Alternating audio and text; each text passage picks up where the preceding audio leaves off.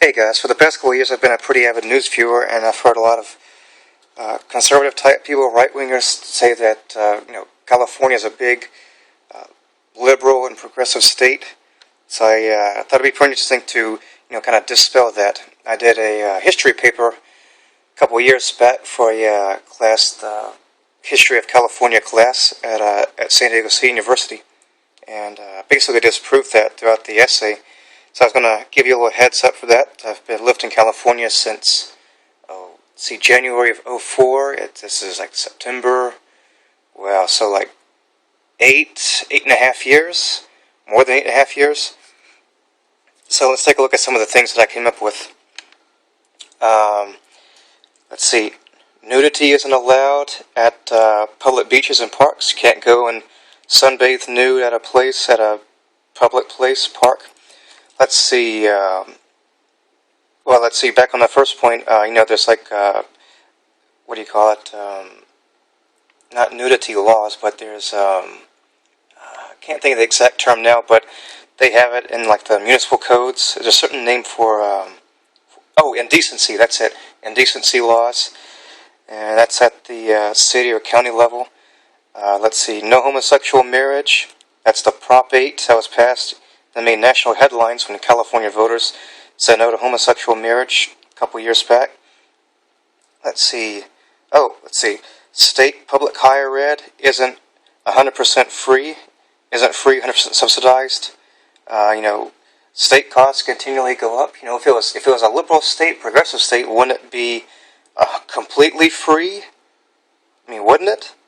Isn't that one of the tenets of progressives and liberals and all that? No state universal health care. Don't have that. Probably won't ever. We have a horrible budget they have, so there's continually budget deficits. The state has a death penalty. Let's see, a couple years back we had a big national, we made national headlines when we had executed some guy. I think his name was Tookie Williams or something like that. And the state has the death penalty. This coming November 2012, we're going to have a measure on the ballot to eliminate the death penalty. Who knows if that's going to go through or not. So, let's see. Drugs are not completely legalized. I think you can have there's a tiny amount of marijuana in it's like a misdemeanor. And if it was a liberal progressive state, wouldn't it be like Northern Europe, where all the narcotics are free? Decriminalized? Well, clearly they're not. You can't grow heroin or opium and all that on your residence. I mean, you just can't do it. You'll go to federal penitentiary for that. Even for the medical marijuana issue, which the voters approved of a couple of years back. There's in several cities, I know San Diego, LA, there's a big dispute about that.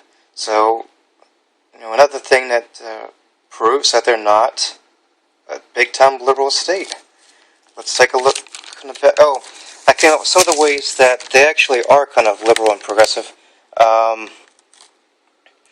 The environmental policies of the state, they're pretty assertive. We have what's called CARB, California Air Resources Board. Every couple of years you got to take your vehicle and get it, have it emissions tested. So, a lot of states don't have that. A lot of the red states in the South, they don't have that. That's one way that they actually are progressive and liberal. Another one that I noticed was California was the first state to have the mechanics lien.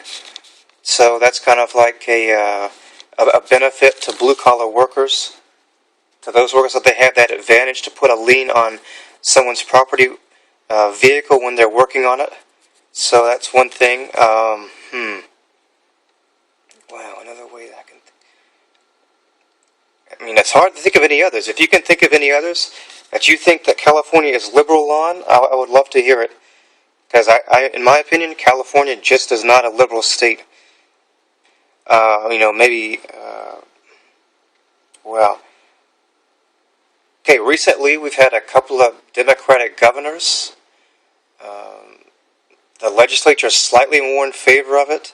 Excuse me, slightly more in favor of the Democrats. But so are quite a few other states. But, well, give me your comments, guys. Let me hear what you have to say. See ya.